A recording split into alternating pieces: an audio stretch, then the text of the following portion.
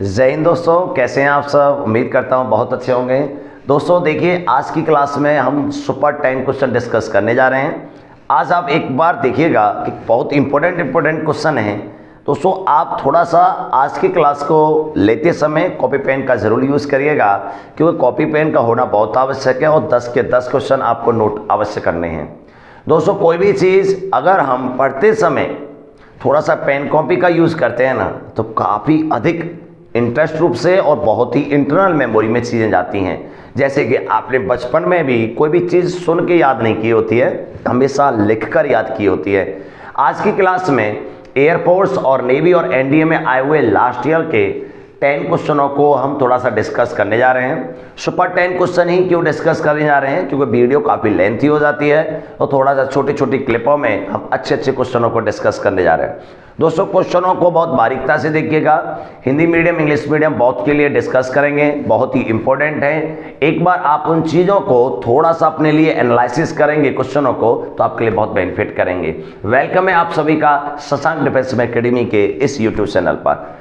आइए दोस्तों, आपका पहला क्वेश्चन आपकी स्क्रीन पर आ रहा है। बहुत ही जबरदस्त और लाजवाब क्वेश्चन, आराम से पढ़िए बहुत प्यार से, और फिर उसके बाद क्लास को मैं डिस्कस कर पाऊंगा आपको अपनी समझ कर। देखिए एक बात कि जल में तैरती किसी नाव में स्टील की कुछ गेंदें रखी हैं। गेंद एक एक करके जल में उतारी जा रही हैं, तो level of the water. Option A है कि नो चेंज, इंक्रीज होगा एंड डिक्रीज हो जाएगा, या फिर पहले इंक्रीज होगा फिर डिक्रीज होगा। आपके लिए ऑप्शन दे रखे हैं, आप आराम से पढ़ सकते हैं। मैं साइड में हो जाता हूं। बहुत ही जबरदस्त क्वेश्चन है, सोच समझ के आप आंसर बताइएगा। बहुत ही स्टैंडर्ड लेवल का क्वेश्चन है कि कोई भी जल में एक नाव तैर रही है, इस तरीके से क्वेश्चन कि ये वाटर है और वाटर में कोई भी नाव तैर रही है।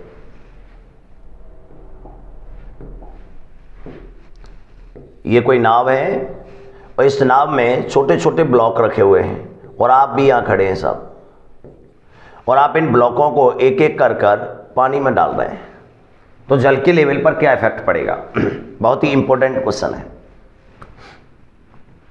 देखिए दोस्तों, मैं आपको बता देता हूं, आपका आंसर आ गया होगा कि जैसे जैसे ये बंदा इस ब्लॉकों को उठाएगा और इसमें डालेगा, देखिए डालने पर पानी का लेवल तो बढ़ना चाहिए, लेकिन आप महसूस करिएगा कि जब इन ब्लॉकों को ये उठाएगा, जब तक तो इसके हाथ में रहेंगे, लेकिन जब इसमें पानी के अंदर इसको डाल देगा, तो आपको पता है कि ये जो ब्लॉक पहले था, मास तो अपना यूज कर रहा था। ये वाला ब्लॉक जो है कांच का, मास तो अपना यूज कर रहा था, लेकिन ध्यान दीजिए वॉल्यूम यूज कर रहा था। जो ये वॉल्यूम था वो किसका यूज कर रहा था? नाव का।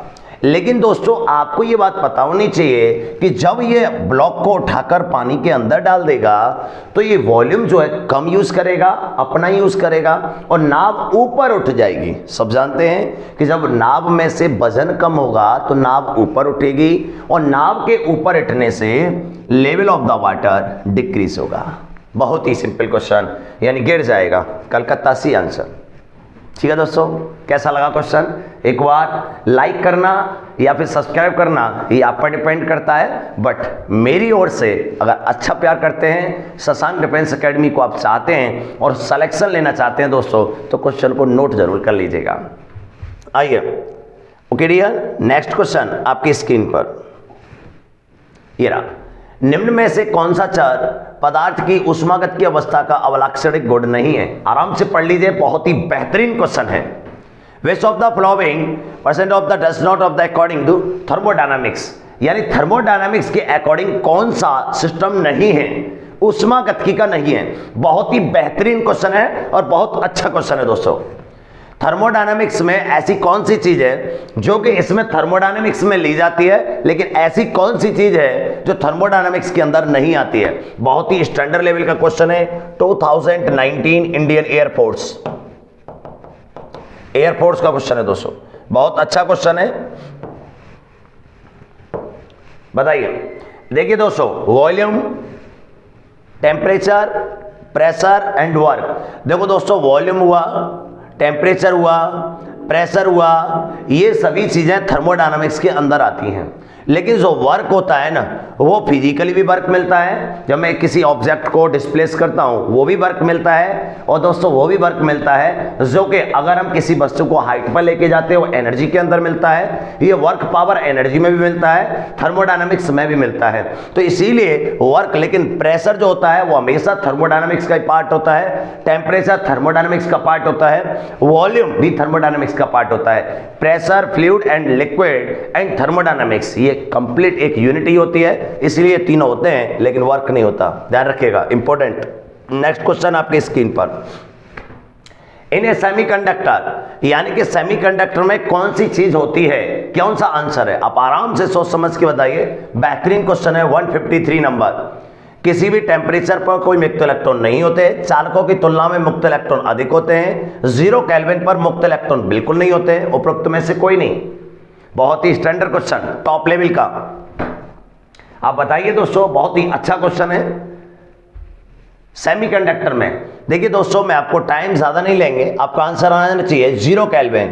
आप शायद जानते होंगे 0 केल्विन दुनिया का सबसे नेग्लेक्ट यानी न्यूनतम टेम्परेचर होता है, और इस टेम्परेचर पर हर वस्तु अपने आप में अशून्य हो जाती है, यानी अशून्य यानी शून्य से भी नीचे पहुंच जाती हैं चीजें, यानी एक ऐसी टेम्परेचर होता है जिस पर कोई भी वस्तु दिखाई देना बंद कर देती है। वॉल्यूम इनफाइनाइट हो जाता है फिर भी दिखाई नहीं देती, यानी हर चीज नॉट डिफाइंड में पहुंच जाती है, इसीलिए 0 केल्विन पर मुक्त इलेक्ट्रॉनों की संख्या नहीं होती, ध्यान रखिएगा। Right option is A C, Calcutta.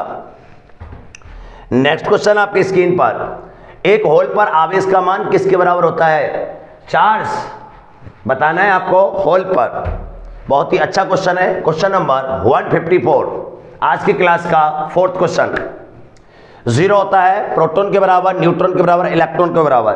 दोस्तों मैंने आपको बहुत अच्छी तरीके से समझाया है कि अगर कहीं भी इलेक्ट्रॉन था, ये इलेक्ट्रॉन था दोस्तों, पहले किसी स्थान पर इलेक्ट्रॉन था और इलेक्ट्रॉन को बॉन्ड तोड़ने की वजह से इलेक्ट्रॉन को अलग कर दिया और स्थान ये हो गया। दोस्तों याद रखें ईमानदारी से, जो प्रोटॉन है वो इलेक्ट्रॉन का इनिशियल स्थान है, initial place of electron is called proton. This is right definition of proton, ध्यान रखिएगा। प्रोटॉन है क्या, प्रोटॉन जो होता है वो होता है इलेक्ट्रॉन का पहला स्थान, क्योंकि इस पर जो चार्ज होता है वो होता है -1.6 cross 10 to the power -19 coulomb, और इस पर होता है +1.6 cross 10 to the power -19 coulomb. और इसको जब ये किसी स्थान को छोड़ेगा कोई, तो इसको यह एकदम खाली हो जाएगा, ये खाली हो जाएगा तो इसको एक नाम दे दिया गया होल। तो आपको पता होना चाहिए कि होल कुछ और नहीं प्रोटॉन ही होता है। मैं आपको और अच्छी तरीके से एक्सप्लेन करता हूं कि कोई भी सॉलिड वस्तु है, अगर हमने उसको घिस दिया, बहुत अच्छी तरीके से घिस दिया, तो एक वस्तु से दूसरी वस्तु में इलेक्ट्रॉन ट्रांसफर हो जाते हैं, और इलेक्ट्रॉन जहां ट्रांसफर होते हैं वहां पर नेगेटिव, और जहां से ट्रांसफर होते हैं वहां पर पॉजिटिव आ जाता है। ये बात सभी जानते हैं अच्छी तरीके से।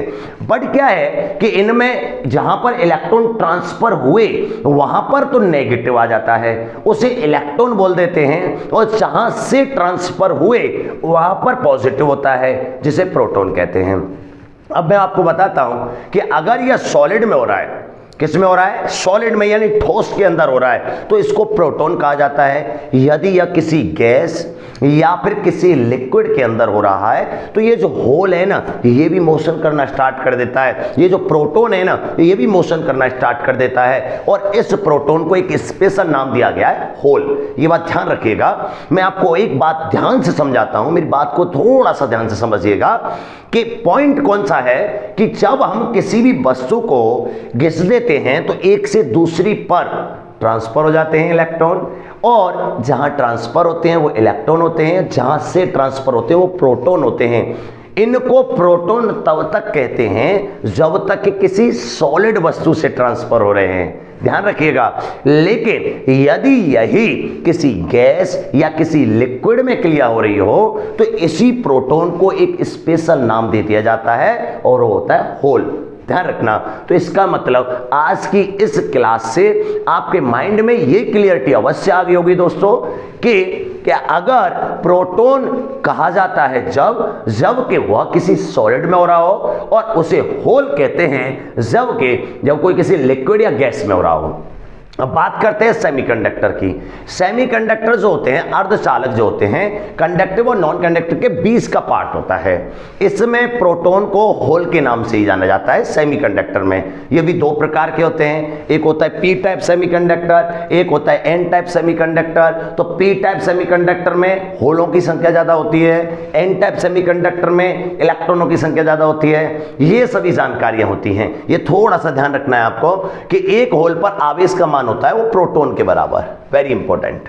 नेक्स्ट क्वेश्चन आपकी स्क्रीन पर, एक व्यक्ति पदार्थ की अधिक मात्रा किग्रा भार में प्राप्त करेगा। बहुत ही टॉप लेवल का क्वेश्चन है। आप सब अच्छी तरीके से जानो कि पृथ्वी बहुत बढ़िया तरीके से इस स्ट्रक्चर में रहती है और ये टोटल गोल ना है ना, जैसे कि लगभग गोल बन गया लेकिन गोल है ना है दोस्तों, ये बात ध्यान रखिएगा। अगर ये है, ये इक्वेटर है, तो इक्वेटर पे कुछ पॉइंट एक्स्ट्रा होते हैं। ये सेंटर हो गया, ये जो रेडियस होती है ना, रेडियस ये ज्यादा होती है और ये जो रेडियस होती है ना, ये वाली रेडियस, ये रेडियस कम होती है। इसको एक्सिस बोलते हैं और इसको पोलर एक्सिस बोलते हैं। इसको पोलर एक्सिस बोलते हैं, एक्स पी, इसको मैंने बोल दिया एक्स ई, इसलिए इसको रेडियस बोला जाता है आर ई बोले, आर पी बोल देंगे पोलर रेडियस, और इसको बोल देंगे एक्सिस रेडियस, ध्रुवीय त्रिज्या। बताइए आंसर। अर्थ की स्ट्रक्चर बहुत ही डिफरेंट रूप से होती है, इसीलिए यहां पर जी बदलता है। एक्चुअली किलोग्राम भार mg जिसे आप बोलते हैं mg में चेंजिंग आएगी अगर आपका जी बदल गया। ये बात ध्यान रखिएगा। और जी कहां बदलता है वो मैं आपको बता रहा हूं। पृथ्वी टोटली गोल नहीं है साहब, पृथ्वी थोड़ा सा दबी हुई है, आप सभी जानते हैं, और ये शायद 8th क्लास से पढ़ते हैं हम लोग। पृथ्वी ऐसे दब गई है बिल्कुल इस तरीके से, और वो थोड़ा सा अंडाकार रूप में होती है, बिल्कुल अंडाकार, जिसे अगर हम बात करें फिजिक्स के रूप या मैथ के रूप में तो इलिप्स टाइप बोलेंगे, यानी दीर्घवृत्ताकार। देखो बेटा, आप अच्छी तरीके से जानते हैं स्मॉल जी और कैपिटल जी में रिलेशन। बाई फॉर्मूला अगर हम देखें तो GME ओवर RE का होल स्क्वायर होता है ये, राइट दोस्तों। तो यहां से आपको पता है कि रेडियस, ध्यान दीजिएगा, रेडियस जितनी ज्यादा होगी जी उतना कमजोर पड़ जाएगा, यानी जी प्रोपोर्शनल टू आ गया 1/RE का whole square. Very important. Radius, जैसे कि अगर हम ध्यान दें दोस्तों, अगर हम बात करें, ध्यान दें इस पर कि रेडियस जो होती है, जी जो होती है वो प्रोपोर्शनल टू 1/RE इसका होल स्क्वायर होती है। तो RE जितनी ज्यादा, RE ले लीजिए या R ले लीजिए, अगर हम ध्यान देते हैं कि रेडियस, ये जो रेडियस है वो ज्यादा होती है किसकी तुलना में, RP की तुलना में। तो यहां पर आपका ये ज्यादा है, कितनी एक्स्ट्रा है आपको पता है, एक्स्ट्रा होती है ये बटा 18 है, यानी 21 किलोमीटर एक्स्ट्रा, 21 किलोमीटर ये एक्स्ट्रा होती है। ये बात ध्यान रखिएगा। तो यहां पर जो जी का मान होता है ना, जी का मान वो कम होता है, और यहां पर जो जी का मान है वो ज्यादा होता है। और ये भी मैं बता देता हूं आपको कितना ज्यादा होता है, वो भी बता देता हूं। वो 1.8 सेंटीमीटर पर सेकेंड स्क्वायर के बराबर ज्यादा होता है। तो याद रखिए जी का मान होता है पोल पर अधिक, तो बेटा पोल पर ही एक्स्ट्रा होगा आपका वेट, किसी भी व्यक्ति का वेट पोल पर एक्स्ट्रा पाया जाएगा। आपका नेक्स्ट क्वेश्चन आपकी स्क्रीन पर, एक पिंड पृथ्वी तल पर 72 न्यूटन है। एक्चुअली ध्यान दीजिए, बहुत ही अच्छा क्वेश्चन है कि 72 न्यूटन उस व्यक्ति का वेट है। यहां पर अगर हम ध्यान देते हैं कि उसका वेट जो है 72 न्यूटन है, 70 न्यूटन तो पृथ्वी तल पर ही है, तो पृथ्वी तल से R/2 हाइट पर कितना हो जाएगा। बहुत ही अच्छा क्वेश्चन है। एक्चुअली जी निकाल लीजिएगा, आपको पता होना चाहिए कि हाइट पर जाने पर जी का वैल्यू होता है G'/1 + H/RE का होल स्क्वायर। अगर हम H को बदल लें, H की जगह पर हमें दे रखा है क्वेश्चन में R/2, आराम से कर सकते हैं आप। तो हमारे पास ये आ जाएगा G/1 + R/2 यानी 1/2 आ जाएगा का होल स्क्वायर, और ये आ जाएगा दोस्तों 4G/9। चेक कर लीजिएगा आप, 4G/9। बहुत ही सिंपल, बहुत ही अच्छा क्वेश्चन। 4 और ये 4 1 3 3 त्रिका 9, तो 4G/9 हो जाएगा। आइए आप एक बार देख लेते हैं क्वेश्चन को। तो अगर आपने देखा इस क्वेश्चन के बारे में, ओके, यहां देखते हैं कि इसका जो जी डैश है, तो आपको पता है कि 72 का कितना हो जाएगा 4G/9, 4/9, राइट, 4/9, 9 8 72 और 8 चौक 32 न्यूटन आ जाएगा। बहुत ही सिंपल क्वेश्चन। ध्यान रखिए, हमारे पास सीधा सीधा फंडा है, F बराबर mg होता है और W बराबर mg होता है। तो जो वेट है वो हमने W को डिनोट कर दिया, W बराबर mg से डिनोट किया है और g डैश की वैल्यू निकालकर पुट कर दिया है डायरेक्ट। बहुत ही अच्छा क्वेश्चन है। नेक्स्ट क्वेश्चन आपकी स्क्रीन पर, द्रव से भरे हुए किसी बंद पाइप में छेद द्वारा वायु प्रभावित की जाती है तो दाब पर क्या प्रभाव पड़ेगा। बहुत ही अच्छा क्वेश्चन और लाजवाब क्वेश्चन है, एक बार देखिएगा और निकालने की कोशिश करिए। क्वेश्चन है, कोई बंद पाइप है, क्लोज एकदम, कोई भी सिलेंडर टाइप है और उसके एक साइड में छेद कर कर उसमें हम हवा डाल रहे हैं, तो प्रेशर कहां बढ़ेगा, किनारों पर बढ़ेगा, नीचे की ओर बढ़ेगा, सभी डायरेक्शन में, या कहीं भी नहीं बढ़ेगा। देखिए दोस्तों, दो प्रकार के क्वेश्चन होते हैं यहां से, एक तो होता है कि हवा डालने वाले हैं, एक तो होते हैं हवा एयर, और एक होता है लिक्विड, एक होता है लिक्विड।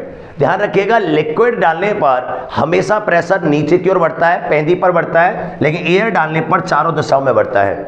कोई भी गैस सिलेंडर जब हम लेने जाते हैं तो गैस सिलेंडर के नीचे फोर्स नहीं होता, गैस सिलेंडर के हर दिशाओं में फोर्स होता है, प्रेशर होता है। बहुत ही सिंपल, तो इसीलिए सभी डायरेक्शन में प्रेशर बढ़ेगा। बहुत अच्छा क्वेश्चन है। नेक्स्ट क्वेश्चन आपके स्क्रीन पर, बर्नौली थ्योरम में से किसके कंजर्वेशन पर बेस्ड है। बहुत अच्छा क्वेश्चन है, आता है बहुत बड़े रूप में आता है। देखिए, बर्नौली थ्योरम किस पर बेस्ड है, लॉ ऑफ कंटिन्यूटी किस पर बेस्ड है, ऐसे क्वेश्चन आते हैं। Law of continuity mass conservation पर होता है, आप अच्छी तरीके से जानते होंगे, याद कर लीजिएगा, यानी अवृत्तता का सिद्धांत। लेकिन बर्नौली थ्योरम किसके कंजर्वेशन बेस्ड है। देखो, वैज्ञानिक बर्नौली ने एक बात कही थी, बहुत सिंपल, कि जब हम किसी भी पाइप कि टोटल एनर्जी के बारे में बात करें तो पाइप में एंट्री करने वाली लिक्विड की टोटल एनर्जी और बाहर निकलने वाली लिक्विड की total energy per unit area में कांस्टेंट रहती है। तो इसीलिए याद रखिएगा, एंगुलर मोमेंटम गलत, लीनियर मोमेंटम गलत, मास कंजर्वेशन गलत, and energy this is right. ध्यान रखिएगा, यानी बर्नौली थ्योरम एनर्जी कंजर्वेशन पर बेस्ड होती है। नेक्स्ट क्वेश्चन आपके स्क्रीन पर, बर्नौली थ्योरम के according P plus half rho v square plus rho g h equal to constant, वही एज है, और K अपॉन V, वाह बहुत अच्छा क्वेश्चन है। K अपॉन P की डायमेंशन निम्न में से किसके बराबर होगी। आराम से सोच समझ के आंसर दीजिए। K अपॉन P की डायमेंशन किसके बराबर होगी, बहुत स्टैंडर्ड क्वेश्चन है। देखो दोस्तों, UP है और UK है, इनमें से K अपॉन P कर दिया है तो किसके डायमेंशन के बराबर होगी। पहले तो इसकी डायमेंशन पता होनी चाहिए, फिर उसमें से इसमें से आंसर निकालना है। सोच समझ के बताइए। पहले तो आपको यह बात पता होना आवश्यक है कि आपका जो K है और P है वो दोनों हैं क्या, और यदि ये भी ना पता ना तो भी कोई फर्क ना पड़ने वाला, क्योंकि आपको पता है कि सेम यूनिट और सेम डायमेंशन की फंडामेंटल क्वांटिटीज जो होती है वो आमने सामने रखी जाती हैं, और ये दोनों ही प्रेशर, दोनों में से एनर्जी है पर यूनिट वॉल्यूम में बर्नौली के अकॉर्डिंग। तो ये भी एनर्जी है, ये भी एनर्जी है, जैसे रेशियोबल फंडामेंटल क्वांटिटीज, कोई भी यूनिट या डायमेंशन नहीं होगी, इसकी कोई भी डायमेंशन नहीं होगी, यानी M0 L0 T0। क्लियर। अब इसमें से किसकी डायमेंशन नहीं होती ये चीज चेक करना आवश्यक है आपको। प्रणोद, थ्रस्ट की तो होती है बेटा, वो होता है न्यूटन पर मीटर स्क्वायर, प्रेशर भी न्यूटन पर मीटर स्क्वायर। कोण, एंगल की नहीं होती, आप जानते होंगे एंगल की यूनिट होती है लेकिन डायमेंशन नहीं होती, M0 L0 T⁻0। Very easy, question number C, ध्यान रखिएगा। नेक्स्ट क्वेश्चन आपके स्क्रीन पर 160, लास्ट क्वेश्चन। जैसे लास्ट क्वेश्चन, स्वातंत्र कोटि डिग्री ऑफ फ्रीडम 6, वाह बहुत अच्छा क्वेश्चन है। गैस अणु के लिए ऊर्जा समविभाजन निम्न द्वारा आणविक द्वारा विशिष्ट ऊष्मा स्पेसिफिक हीट दे रखी है CV और गैस कांस्टेंट दे रखा है R। तो आपको रिलेशन बताना है, आपको रिलेशन बताना है। बहुत ही अच्छा क्वेश्चन है, ऐसे क्वेश्चन आ जाया करते हैं। CV की वैल्यू याद होनी चाहिए, आपको ये फॉर्मूला याद होना चाहिए, 2-3 चीजें होती हैं वो आपको याद करनी है। आगे से ध्यान रखिएगा, हर एक क्लास में आ सकती हैं ये क्लासें। यानी CV जो है वो होता है F/2 × R, और जो CP होता है वो होता है F/2 + 1 × R। ध्यान रखिएगा, इसे बहुत इंपॉर्टेंट है। और गामा के फॉर्म में भी याद रखिएगा, गामा ओवर 1 - R 1 - गामा, या फिर गामा के फॉर्म में अगर हम याद करना चाहते हैं तो दूसरे रूप में याद कर सकते हैं, इसमें नहीं याद करके, इसमें याद न करके दूसरे रूप में याद कर सकते हैं। मैं आपको बताता हूं, जैसे कि अगर आप जानते हो गामा और एफ में रिलेशन, तो गामा होता है यानी कि गामा बराबर, हाँ दोस्तों, तो ये होता है CV बराबर F/2 इंटू आर। ये बहुत इंपॉर्टेंट होते हैं जिसको आपको याद रखना है CV के लिए, और गामा और रिलेशन भी याद रखने हैं। बट अभी हम CV के बारे में बात करेंगे, तो F/2 इंटू आर, और डिग्री ऑफ फ्रीडम हमारे पास दे रखा है 6, तो 6/2 into R, then answer is 3R। बहुत इंपॉर्टेंट होता है बेटा। ये आ गया आंसर आपका दिल्ली, डी। ठीक है दोस्तों, तो आज की क्लास के लिए बस इतना ही, और हम सभी दिन और रात मेहनत करके आप सभी के लिए बेहतरीन क्वेश्चन लेते आते रहेंगे। जब तक के लिए जुड़े रहिए। जय हिंद, वंदे मातरम।